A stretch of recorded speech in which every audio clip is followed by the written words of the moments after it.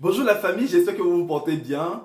Que la gloire, la louange et la magnificence soient données au Seigneur Jésus-Christ de Nazareth. Content encore ce jour de partager avec vous la parole de Dieu. Oui.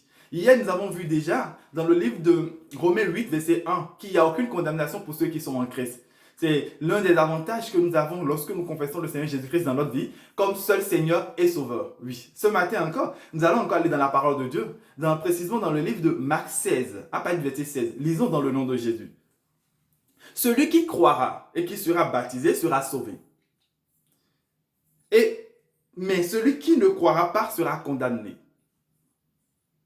Voici les miracles qui accompagneront ceux qui auront cru. En mon nom, ils chasseront les démons. Ils parleront de nouvelles langues. Ils saisiront des serpents. S'ils boivent quelques breuvages mortels, ils ne leur feront point de mal. Ils imposeront les mains aux malades et les malades seront guéris. Telle est la grâce prévue pour nous, enfants de Dieu. Nous allons voir que dans ce verset que nous venons de lire, ce n'est pas que les prophètes et les pasteurs qui ont cette grâce particulière, non.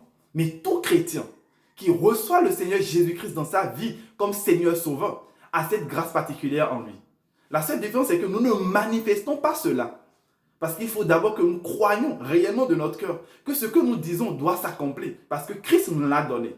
C'est pour ça hier je parlais du fait de rentrer dans le repos de Dieu. Car si nous rentrons dans le repos de Dieu, il a déjà tout accompli pour nous. Alors pour cela, nous pouvons imposer les mains aux malades et ils seront guéris. Nous pouvons prier pour que nos malades soient guéris, que les démons soient chassés, que quel que soit le breuvage mortel que nous buvons et que nous ne savons pas, Dieu est là et il nous protège. Oui. Alors ce matin, cette parole est encore adressée à quelqu'un. Voilà la grâce qui se trouve en Christ. Chez toi, tu peux prier pour toi-même, tu peux prier pour ta famille et ils seront guéris par la foi. Oui, le mot la foi est très important. La foi du chrétien en Christ, très important. Une autre fois, nous allons développer ce thème. Mais ce matin, cette parole t'est destinée. Reçois le Seigneur Jésus-Christ dans ta vie, comme inscrit dans le livre de Romains 10, verset 9 à 10, pour pouvoir bénéficier de cette grâce absolue.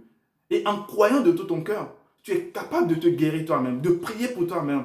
Tu es capable de prier pour ton frère, pour ton ami, pour ton collègue, pour qu'il soit guéri totalement de ses maladies. Oui, cela est possible par la foi. Alors ce matin, je nous exhorte encore à revenir au Seigneur Jésus-Christ pour profiter de ces avantages qu'il nous donne dans son repos. Car c'est en cela que nous sommes dignes de lui. Heureux encore de savoir que cette parole va toucher le cœur de quelqu'un ce matin.